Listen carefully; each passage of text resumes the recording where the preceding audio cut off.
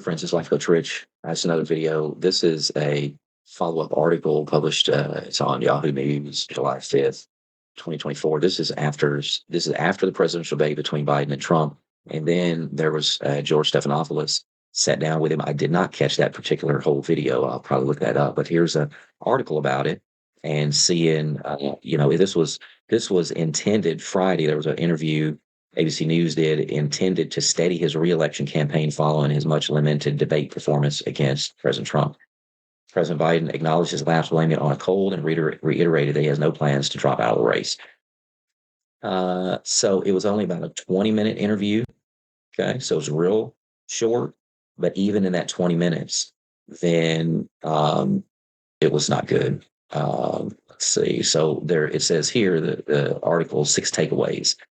First, he writes off the debate performance as bad episode caused by being sick. So he had come back from Europe 11 or 12 days. It shows here about 12 days before the debate. And he said, then you spent 6 days in Camp David. Why wasn't that enough time to rest and recover? Well, he said he thought he had COVID, but he just had a really bad cold. And so he was sick a lot of that time. Next, Biden continues to resist calls for Democrats to step aside. But if you're told reliably from your allies and your friends and supporters in the Democratic Party in the House and the Senate that they're concerned you're going to lose the House and the Senate if you stay in, what will you do? It's not going to happen. So he's just, I think he and other Democrats are, they're starting to come out of it, but Grandpa Joe is, unfortunately, he's in his own fantasy land. He's in denial. And that's something that if they say is, dementia signs of onset dementia, then that stubbornness is part of that dementia. You start to become stubborn. You don't listen to your closest friends around you. And so it's, in a way, it may be playing towards that, is that he's just in complete denial. He's in his own little world. No matter what you say, he's just going forward, and he's completely convinced everything's fine. But everybody else is starting to see, hey, even hardcore Democrats are saying, we didn't realize it was this bad. And there's just no denying it anymore. The whole nation's seeing it. So they're scrambling, trying to figure out what to do. But he's digging his heels in, saying, I'm not stepping down. He said he's still in good shape. Are you the same man that you were when you took office 3.5 years ago in terms of success? Yes.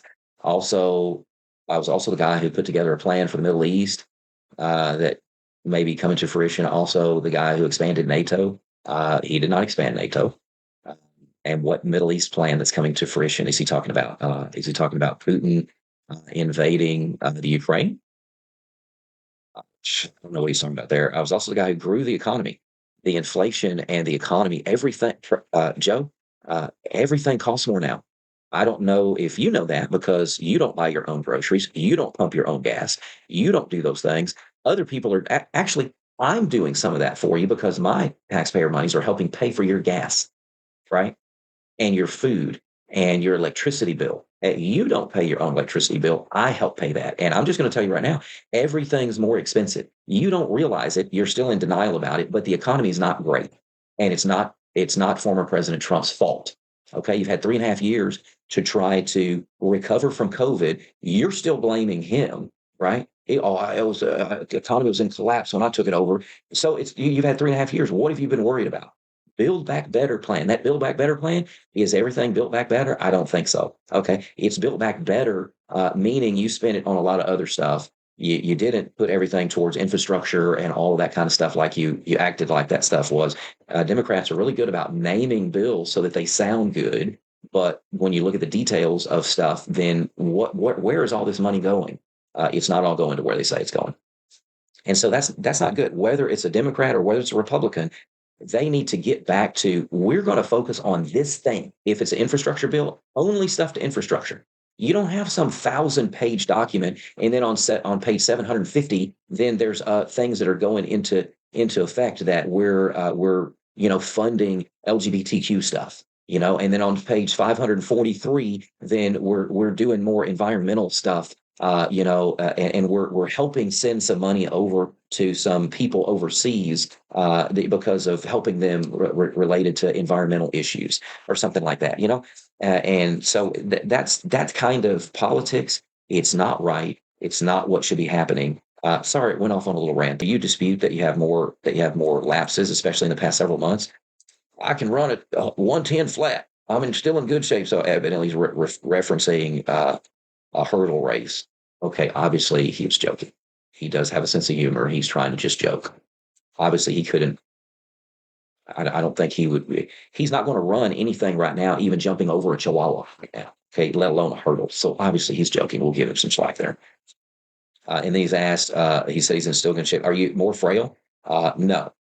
Come keep my schedule. Um, okay. He didn't commit to taking cognitive tests. He says that nobody asked him. He's taken physicals. Nobody's asked him to take a neurological test. See, no one said that I had to take a neurological test, a cognitive test. He's saying that I have a cognitive test every single day. Every day I take that test, everything because of everything I do. Did Biden go back and watch the debate? This is an odd answer. He said, I don't think I did. No, I don't think I did. No, okay, well, that was only a few days ago that you had the debate. You don't remember if you went and watched it back? And that's not a memory lapse right there. And then he gave some weird, lengthy answer as far as how the debate unfolded. I don't even want to read that. But he does. The fact of the matter is, President Trump, former President Trump, also lied 28 times. I couldn't. I mean, the way the debate ran, not my fault. No one else's fault. But he did say earlier, it's my fault, nobody else's fault. So it's just sort of a rambling reply there. But it seems like you're having trouble. You were having trouble from the first question. So fair question. Stephanopoulos kind of pushing him just a little bit, but obviously he knew these questions were coming. These were not brand new questions, and he still had problems with them. But it seemed like you were having trouble from the first question, even before he spoke, before Donald Trump spoke. Well, I just had a bad night. So again, excuse after excuse after excuse. And he's still defiant in the sense that he's going to still run a successful campaign and serve a second term. He says that his health could. He doesn't. He's completely confident that he's fine. Are you sure you're being completely honest with yourself when you say that you have the mental and physical capacity to serve another 4 years? Yes, I am. Stephanopoulos. That's a long name. Are you being honest with yourself as well about your ability to defeat Donald Trump? Yes, yes, yes, yes, he said. So I'm glad this is not my problem to solve. I'm glad I'm not in his inner circle trying to figure out what to do. The next logical thing would be for them to put Harris in, I guess.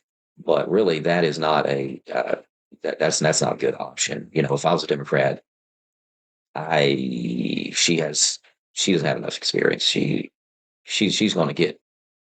I would actually love to see a debate between Donald Trump and her that was unscripted. That would be great. Um, that's it. This is it's a rough article, and Stephanopoulos, and I don't think that this interview with Stephanopoulos helped secure people or reassure people that everything's okay. Um, he still made bumbles and stuff, and he's just in it. I think it kind of, in my opinion, like, it kind of worsened it because he's still in denial about this his state of mind and his health when everybody else can now see it. And even in a 20-minute interview, still scripted, still softball, still ABC liberal, and they're okay with being playing softball with him. These interview questions were, and now I will say that he did sort of push back on a few things, but it's not like he's pushing back really hard, saying, giving him a hard time about it. He's not coming off. Are you kidding me? Are you really saying you bumbled and stuff and you did? You know, he's not saying stuff like that. He's still playing softball with Joe, with Grandpa Joe. He's not he's not playing hardball like he would if he was interviewing Trump. So anyway, I thought that was insightful. Good article here. You can if covered most of it, but there's still some parts that I didn't cover. You can read it for yourself, and there'll be more to come. So again, it's Life Coach Rich. We need to keep improving together. Definitely, definitely, Joe needs to keep improving. I really appreciate you watching. Thanks for watching. Please share, like, and subscribe, and we will see you next time.